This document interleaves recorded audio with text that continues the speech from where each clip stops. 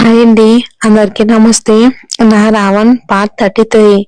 అభి phone కోసం వెళ్ళిన అతిథి ఫోన్ టచ్ చేసేంతలోపే అభి ఫోన్ రింగ్ అవుతుంది. అతిథి ఫోన్ వైపు చూసి షాక్ లో ఉండిపోతుంది. అభి అతిథి ఫోన్ దగ్గరకు రాబోయిందని అర్థం చేసుకుని అతిథి వైపు సీరియస్ గా చూస్తూ ఉంటాడు. టేబుల్ మీద ఉన్న ఫోన్ లిఫ్ట్ చేస్తాడు. అభి, చెప్పమ్మా, ఎలా ఉన్నారంతా? మీ ఆయన బాగున్నాడా? బాగున్నాం. నువ్వెలా ఉన్నావురా? ఇంటికి రమ్మంటే రావు, నేను వస్తానంటే రానివ్వవు, టైంకి తింటున్నావా లేదా అని అడుగుతుంది. అభి, నేను బాగున్నాను, బాగా తింటున్నాను. మీ ఆయన ఇంట్లో లేడా? నాకు కాల్ చేశావు.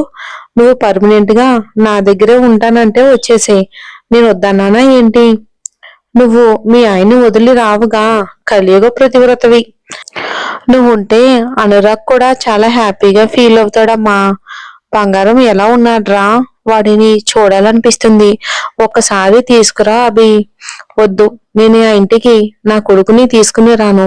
నా పంతం మొండితనం నీకు బాగా తెలుసు కదమ్మా, మళ్ళీ అడుగుతావేంటి? మీ పంతాలు పట్టింపులు చాలా చూసి అలసిపోయానురా. నువ్వు మారవు, వీళ్ళు మారరు, ఇంట్లో పరిస్థితులు కూడా మారవు. ఇక నేను హ్యాపీగా ఎలా ఉంటాను? మీ తండ్రి కొడుకుల గొడవ వల్ల నా కోడల్ని ఫోన్లో తప్ప డైరెక్ట్ గా ఎప్పుడూ కలవలేదు.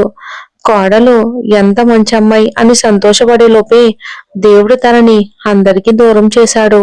కనీసం నా మనవడిని కల్లారా చూసుకుని వాడితోనైనా అనేటప్పటికే అభి, మనిషిగా పుట్టినందుకు మంచి చేయకపోయినా పర్వాలేదు, ఎవరికి చెడు చేయకూడదు అనేదే నా ఫిలాసఫీ. నీకు అంతా అర్థమైంది కదమ్మా. నీలాగే దేవుణ్ణి నమ్ముకుని కూర్చుంటే నాకైతే పనులు జరగవు. మనమే కదిలి కొన్ని పనులు అయ్యేలా చూడాలి. నువ్వు మళ్ళీ క్లాస్ మొదలు పెట్టొద్దు. నేను అనురాగ్ని గుణతో పంపిస్తాను. వాణ్ణి చూసి వెంటనే పంపించేశాయి. అన్న తెలుసుగా, ఇంట్లో ఎవరూ ఉండకూడదు. మీ వాళ్ళ కళ్ళు మా అనురాగ్ మీద పడకూడదు. చాలే, వాళ్ళేదో పాకిస్తాన్ కి సంబంధించిన తీవ్రవాదులో మాట్లాడకవి. నిన్ను కూడా చూడాలని ఉందరా, ఒకసారి ఇంటికి రా అని ఆప్యాయంగా అడుగుతుంది. అభి, నేను ఇంటికి రానమ్మా. నువ్వు ఆ ఇంటి నుంచి బయటికి రావు. మన ఇద్దరికి సెట్ కావట్లేదు. ఏం చేయమంటావు?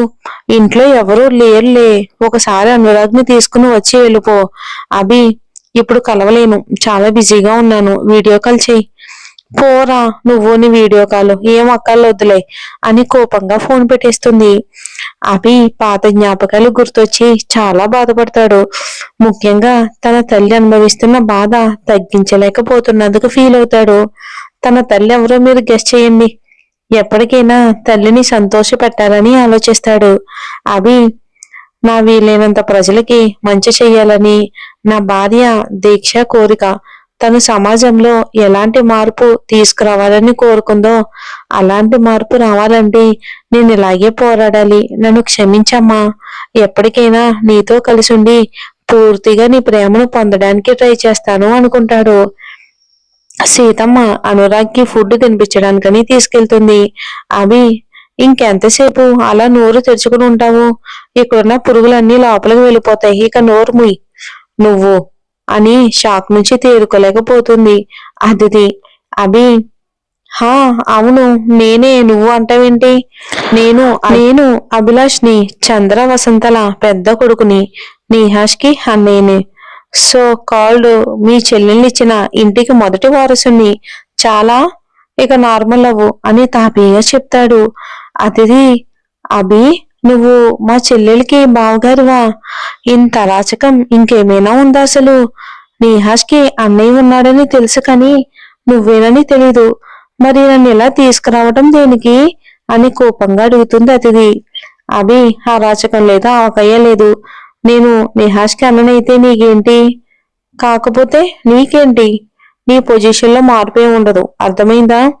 నిన్ను తీసుకురావడం అనేది మాత్రం పూర్తిగా పర్సనల్ విషయం, నీకు చెప్పకూడదు. నీ చేతనే చెప్పించాలి. ఇంతకీ మీ చెల్లెలకి బావంటే నీకేమవుతాను అతిథి అని అడుగుతాడు. అతిథి, అబ్బో బావగారు అన్నమాట, సరిపోయింది. ఇన్నాళ్ళు మరతలితో సరదాగా సరసాలాడారన్నమాట. ఇప్పుడేంటి, మీకు కొత్తగా సేవలు చెయ్యాలా ఏంటి? ఆల్రెడీ రోజు చేస్తుంది అదేగా. అయినా నా వరకు రాగానే మీరు మాట మార్చేశారు తమరు. నేను నీకు ఏ అన్యాయం చేశాను అని వెటకారంగా అంటుంది. అభి అతిథి వైపు కోపంగా చూస్తాడు. ఆ కళ్ళల్లో రెడ్ కలర్ చూసి అతిథి భయపడుతుంది. మళ్ళీ అభి యాంగ్రీ బర్డ్ లా మారిపోతాడేమోనని టాపిక్ మార్చేస్తుంది అతిథి. మనం బంధువులయ్యాం, తమరికి ముందే తెలుసా? వర్ష నిహాస్ పెళ్లి అయిపోయింది కదా అని అడుగుతుంది. అభి అవును, వర్ష తిరిగి వచ్చింది, నిహాస్ ని పెళ్లి చేసుకుంది అని చెప్తాడు. అతిథి నా గురించి ఎవరు ఆలోచించలేదన్నమాట. నన్ను నిహాస్ కి ఇచ్చి పెళ్లి చేయటం వాళ్ళకు ఒక ఆప్షన్ మాత్రమే అనుకున్నారు. తను రాగానే తనతో పెళ్లి చేసేశారు. గ్రేట్. ఒకవేళ నాతో నిహాస్ కి పెళ్ళై ఉంటే మా ఇద్దరి విడాకులు ఇప్పించైనా సరే వాళ్ళకి పెళ్లి చేసేవారేమో. అంటే వర్షకి ఏం కావాలో అది ఎట్టి పరిస్థితుల్లోనూ జరుగుతుంది. నేను మాత్రం ఇలాగే ఉండిపోయాను. అమ్మా, నీతో నన్ను కూడా తీసుకుపోయి ఉంటే ఎంత బాగుండేదమ్మా అని అనుకుని కన్నీళ్లు పెట్టుకుంటుంది బాధగా అతిథి. అది ఈ అమ్మాయి నిహాష్ మీద హోప్స్ పెట్టుకుందా ఏంటి ఇలా ఫీల్ అవుతుంది అనుకుంటాడు. అతిథి నన్ను చంపే అభి, నా లైఫ్ నాకొద్దు, నేను ఎవరికీ అవసరం లేదు అని ఏడుస్తుంది. అభి నేను ఆడపిల్లని చంపలేనులే గాని సడన్ గా ఈ రియలైజేషన్ ఏంటి? నీకు చెప్పలేనులే, నా బాధ నీకు అర్థం కాదు. దేనికోసం బ్రతుకుతున్నానో తెలియనప్పుడు, నా కోసం ఎవరూ లేనప్పుడు నాకు ఇక్కడ పనేముంది? మా అమ్మ దగ్గరికి వెళ్ళిపోయి కబుర్లు చెప్పుకుంటూ ఉంటాను అని అంటుంది. ఇప్పుడు నీ బాధ ఏంటది? నీకు నిహాష్ కావాలా? వర్ష మళ్ళీ వచ్చిందని బాధపడుతున్నావా?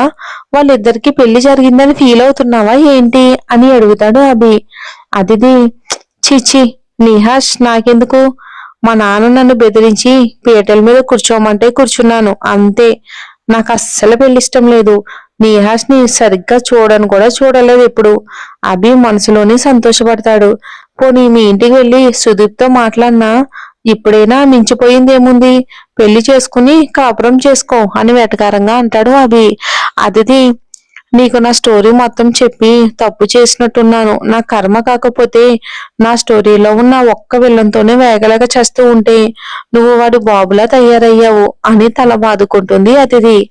అభి రా అతిథి, నేను ఇంట్లో వదిలిపెడతాను, వెళ్ళిపోదు కానివి అని అనగాని తను ఫుల్ గా షాక్ అయిపోతుంది.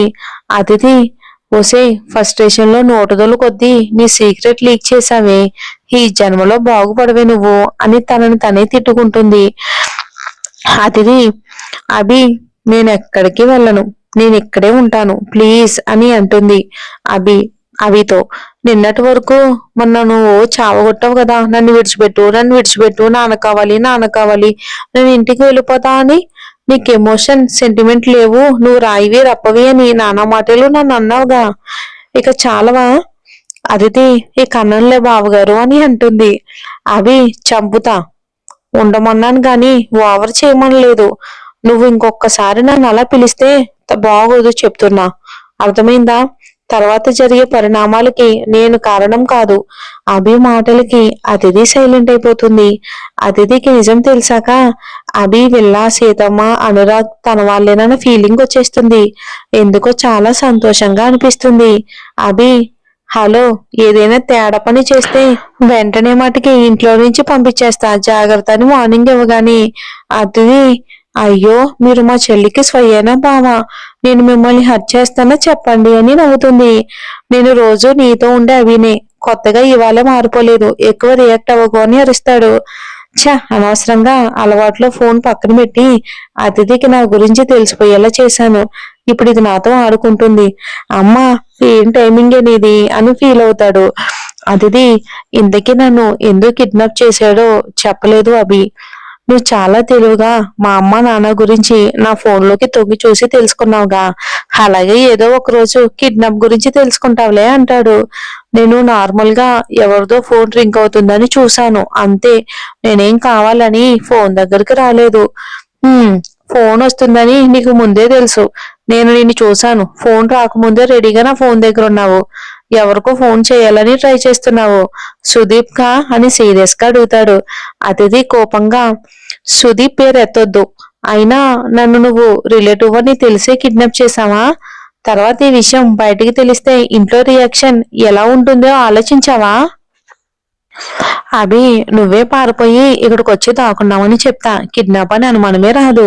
ఇప్పుడే వెళ్దామా అని అతిథి వైపు చూస్తాడు. అతిథి అభిని తిట్టుకుంటూ ఉండిపోతుంది.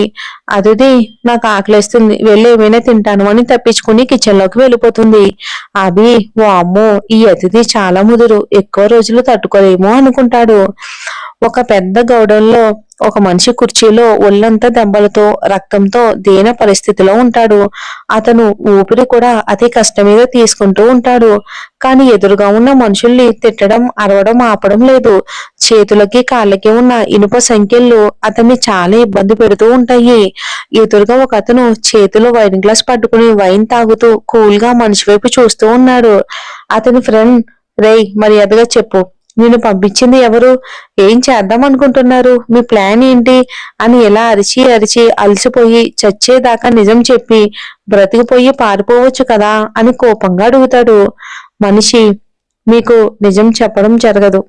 మా బాస్ గురించి మేం బయట పెట్టడం అసాధ్యం అని కోపంగా అరుస్తాడు. ఇంకెన్నాళ్ళరా, మీరు హింసించినా లాభం ఉండట్లేదు అని చెప్తాడు. ఈ మనిషి ఎదురుగా ముందు కొడుతూ అసలు కళ్ళ ముందు ఏమీ జరగలేదన్నట్లుగా కూర్చుని కూల్ గా ఏదో ఆలోచిస్తూ అతన్నే చూస్తూ ఉన్నాడు. అతను అలా ఉండడం నచ్చలేదు. రెచ్చగొట్టాలని ట్రై చేస్తాడు. మీరంతా ఒక పని చేయండి. మా బాస్ కి అందమైన అమ్మాయిలంటే పిచ్చి. మీలో ఎవరికైనా పెళ్ళై ఉంటే మీ వాళ్ళల్లో అందమైన అమ్మాయిని మా బాస్ దగ్గరికి పంపించండి. అతను మీకు మంచి కమిషన్ ఇస్తాడు. ఈ లాభం లేని బిజినెస్లు, ఈ రిస్కులు అవి ఎన్నాళ్ళు చేస్తారు? తేరగా డబ్బులు వచ్చి పడతాయి అని గట్టిగా నవ్వుతాడు. ఇక అతను ఆ మనిషి నవ్వుతూ ఉండగానే ఒక పదునైన బ్లేడ్ తన గొంతుని కట్ చేస్తూ పక్కకి వెళ్ళిపోతుంది. వెంటనే గొంతు దగ్గర రక్తం ఎక్కువగా బయటకు వస్తుంది. అతడి ప్రాణం పోతుంది. అతను చేసిన పనికి అతని ఫ్రెండ్స్ షాక్ అయిపోతారు. అతని ఫ్రెండ్స్, రే, ఏంటో ఇలా చేసావు? ఇతనే మనకి ఉన్న ఒకే ఒక్కొక్కలు. ఇతను పోయాక మనం వీళ్ళ బాస్ ఎవరు, మనల్ని ఎందుకు టార్గెట్ చేస్తున్నాడు అనే విషయాలు తెలుసుకోలేం కదరా అని ఆవేశంగా మాట్లాడతాడు అతడు. ఇక్కడ బాస్ నేను చేసిందే మీరు యాక్సెప్ట్ చెయ్యాలి. వాడి మాటలు ఇక వినే ఓపిక నాకు లేదు. రక్తం మరిగిపోతుంది ఇక్కడ. ఆడవాళ్ళ గురించి మాట్లాడితే ఇలాగే ఉంటుంది. వాడు ఏ ఇన్ఫర్మేషన్ ఇవ్వడు. వేస్ట్ ఫెలోగాడు. వాడు బాస్ ఎవరో, వాడు తల్లో జేజం ఎవరో అందరూ బయటికి వస్తారు. నేను ఖచ్చితంగా రప్పిస్తాను. వీడి దగ్గర ఏమైనా దొరుకుతుందేమో చూసి తీసుకుని వాడు ఫోన్ జాగ్రత్తగా దాచిపెట్టండి. మనకి చాలా అవసరం. అతని ఫ్రెండ్స్, ఓకేరా, సరే, ఇక ఆఫీస్ నుంచి కాల్ వచ్చింది. ఈ బాడీ అతను మీరు క్లియర్ చేయండి. ఓకే, డన్, చూసుకుంటాం రా అంటారు. ఆ బాస్ ఎవరు, ఈ ఫ్రెండ్స్ ఎవరు అనేది మనం వచ్చే ఎపిసోడ్ లో చూద్దాం.